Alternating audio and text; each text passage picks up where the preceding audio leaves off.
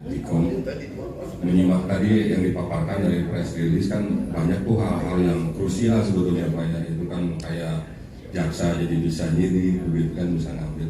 Nah pertanyaan saya, proses revisi di DPR ini emang tidak melibatkan akademisi atau praktisi sehingga harus kita proaktif itu menyampaikan poin-poin yang sangat krusial ini? Hanya itu aja sih Pak. Kalau isunya memang saya tangkap ada banyak yang krusial ya Pak ya, tapi saya melihat apakah DPR tidak membuka diri begitu untuk teman-teman akademisi dan praktisi. Oke. Ini rancangan undang ini merupakan satu hak inisiatif daripada DPR. Ya. Sudah barang tentu kalau sudah menjadi hak inisiatif, ya, kita sebagai akademisi punya kewenangan untuk memberikan sumbangsi karena memang keterbatasan suatu waktu. Sehingga kita secara proaktif memberikan suatu pemikiran-pemikiran, masukan-masukan ke DPR. Loh ini hal-hal yang perlu menjadi suatu bahan kajian DPR di dalam konteks nanti penyusunan. Jadi tidak membuka, tapi kita secara inisiatif. Secara inisiatif sendiri memberikan suatu draft, suatu masukan ke DPR dalam rangka untuk ya membahas daripada rancangan undang-undang KUHP. Jadi kita inisiatif sendirilah sebagai perwakilan daripada akademisi wilayah Jakarta Timur bekerja sama dengan para praktisi hukum, dengan Peradi, dengan para aktivis hukum untuk memberikan suatu pemikiran-pemikiran yang positif, yang konstruktif di dalam rangka menciptakan suatu RUU yang kreditor. Dua lagi. Yang paling krusial apa sih Dok?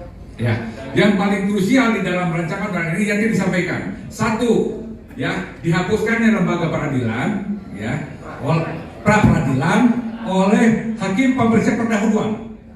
Nah, di sini ada suatu pemusatan kekuasaan kepada hakim, sedangkan hakim terbatas di dalam sumber daya manusia.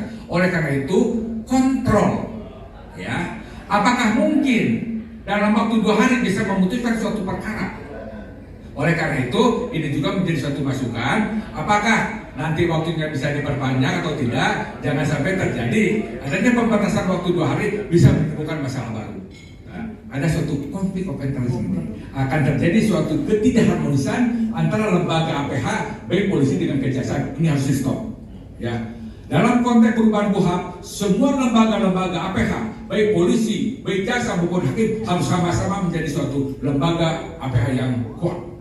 Seperti kita di dalam teori trias politika, eksekutif, legislatif, yudikatif, tidak boleh ada suatu operat dalam proses pelaksanaan.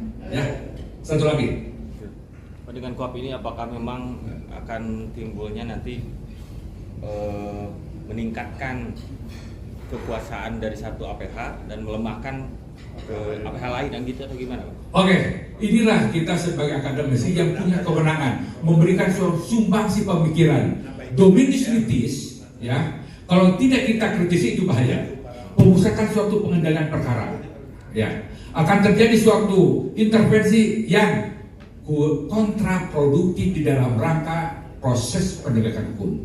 Oleh karena itu, tanggung jawab bola sebagai seorang akademisi untuk memberikan suatu pemikiran, memberikan suatu pendapat, memberikan suatu masukan kepada DPR agar supaya nanti tercipta suatu KUHP yang baru, yang oke, yang kredibel dan bisa menguatkan masing-masing daripada lembaga.